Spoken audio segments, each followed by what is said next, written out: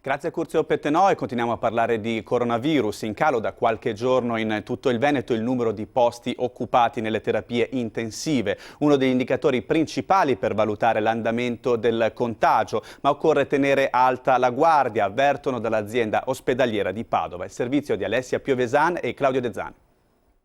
L'indicatore che pesa di più è sempre lo stesso, il numero di posti occupati nelle terapie intensive cala in maniera netta ed evidente in tutto il Veneto. In questa seconda ondata, che ha picchiato più duro della prima, nel Polo Hub di Padova i 53 posti letto di intensiva, tutti occupati per settimane, si stanno liberando.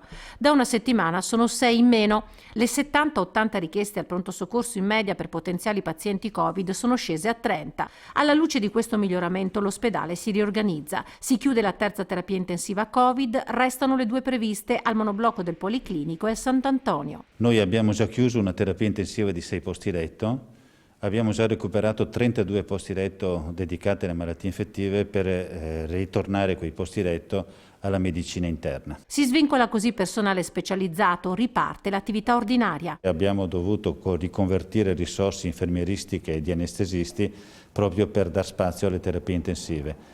Riducendoci questa pressione stiamo riprogrammando l'attività chirurgica. Per quanto riguarda l'attività in intramenia? Dovrebbe arrivare domani dal dottor Freur un'indicazione che ritorniamo alla normalità per quanto riguarda le attività ambulatoriali, così anche per quanto riguarda la libera professione. Nel picco pandemico sono state rinviate 1.500 prestazioni al giorno su un totale normale di 4.500.